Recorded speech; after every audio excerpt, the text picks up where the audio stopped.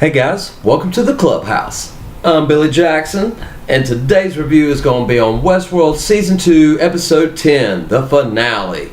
I have loved this season. I love first season. This show is awesome. I love the whole host, becoming sentient and, going against man kind of premise. It's been done thousands of times, and I understand that, but I love this way of doing it.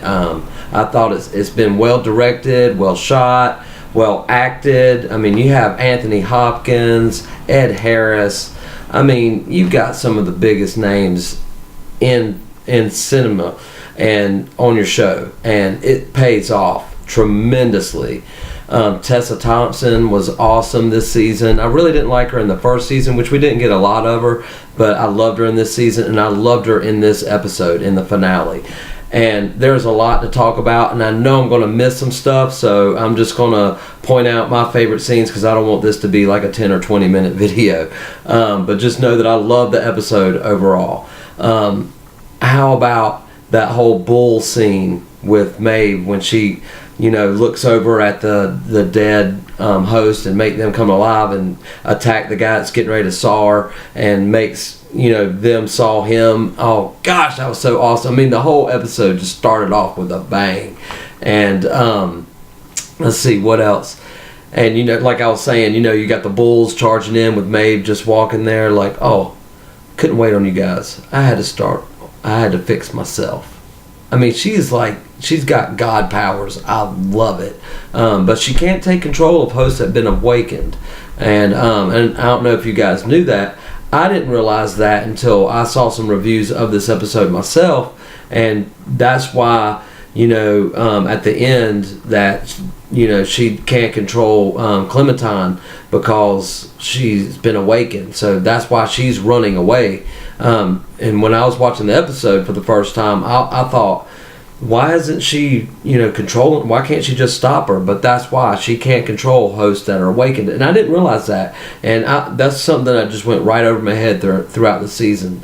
So when she was charged, and Clementine coming down there like the plague and just affecting everybody that she passes was just brilliant. Then they killed her. Then it spread even larger, wider, her area of effect till it started affecting everybody. And that scene was just awesome to me. Everything with the whole Clementine thing I thought has been brilliant. So I loved all that.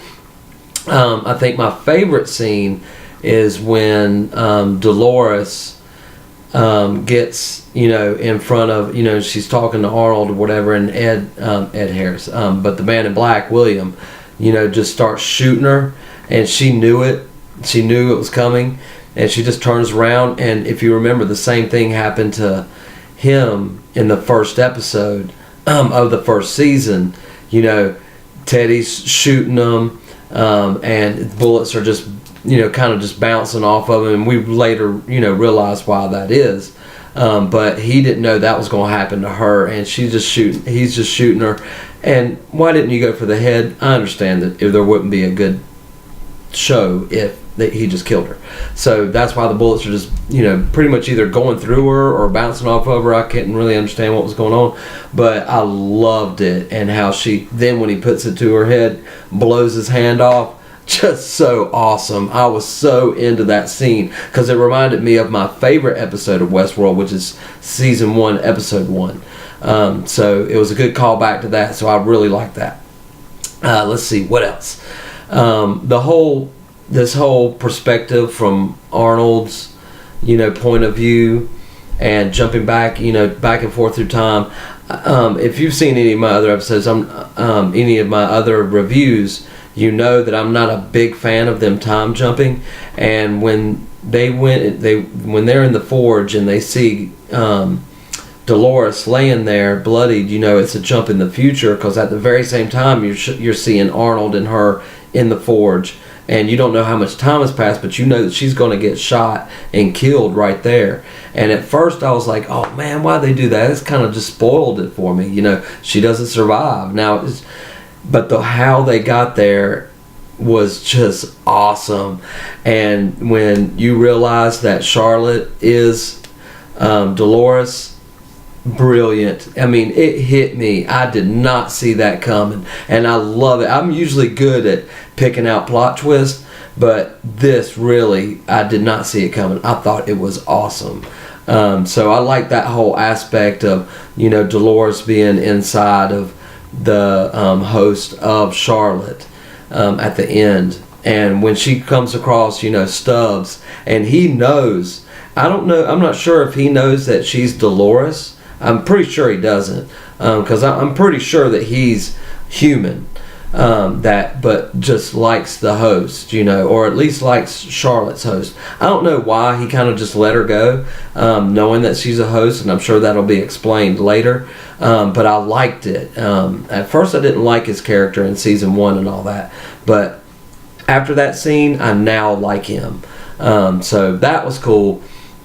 You know, and who are those little mind balls? I don't know. I can't remember what they call them, but you know, she has 5 of them in her purse.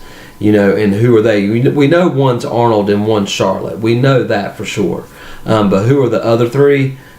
Not clear. It's not Teddy, which at first I thought it was going to be Teddy, but you know, if you remember, you see him in that Matrix thing, and I'll get to that in a second. You know, you see him in that Valley of the Beyond, or whatever you want to call it, that the hosts were going into.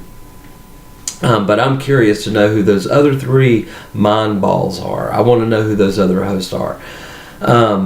Anyway, but let's talk about that whole Matrix scene. It really threw me for a loop when they first opened it up, and you know, it showed the valley from or the canyon, whatever you want to call it, you know, from a distance, and you see that spire and the world kind of split open, and you see the valley, you know, in that doorway. At first I was thinking, oh no, the show is going that science, which it's already science fiction, but the whole like special effects to make it look like space and time is ripping up, and it looked fake to me. You know, I was like, oh my gosh, they just ruined the show. Oh my gosh, I was so worried. I was so worried about that. But to realize that the hosts are the only ones that can see it, I thought that was really cool. So it's in their mind. That's what they see. And when they were walking through it, then falling over, awesome. I was just like, yeah, good writing. I mean, this show has just been awesome. And I see that this video is running a little late, so I'm going to wrap it up with the post-credit scene, and hopefully y'all stayed for the post-credit scene with the man in black coming across his sister again. I mean, his daughter, which clearly is not his real daughter. I'm pretty sure his real daughter was the one he shot. We will see, but this one's obviously a host or a simulation or whatever. But for him to come there, and she explains to him that we've done this, you know, a lot of times, and the place looks worn down, and you know, people are speculating that it's way in the future, but it seems like we just saw this happen like 5 minutes ago, his hand getting blown off and all that. So I'm curious of what's going on. They left us hanging with the question, and I love that. I love ambiguous endings. If you watch any of my reviews of any movie that has an ambiguous ending, you will know that I love that kind of stuff. So it ending that way was brilliant. You know, we're here to analyze, you know, fidelity, which is what they did to Delos and probably other people, but to see it was happening to him, it leaves the question, is he a host? Is he real? Pretty sure he's real. But I thought that I was very impressed with this whole episode. It was action-packed and just brilliant writing and great story. So that being said, I'm going to try to cut this off now. Still a lot to cover and a lot to talk about. I know I missed some stuff, but I didn't want this video to take too long for you guys. So that is my opinion. Those are all the things I loved about the episode, which is the entire episode. The entire season has been great. I'm not sure if it's coming back next year. I've heard rumors that it's going to be 2020. I hope that's not true, because this show needs to come back soon so it can satisfy me and all of you other fans that are watching this video. So guys, let me know what you thought of this season in the comments below. And people have asked me, how can I comment? They don't know that you can just scroll down on your YouTube. If you're watching on your phone on YouTube, you can just scroll all the way down and you'll see the comment section below. So leave some comments. Let me know what you thought about this episode, this season, or just Westworld as a whole. I want to know what you guys are thinking. Let's discuss it. But anyway, guys, remember to like my videos and subscribe to my channel. And as always, make yourself happy every day. And the only way to do that is to remember, the only thing stopping you is you stopping. Bam!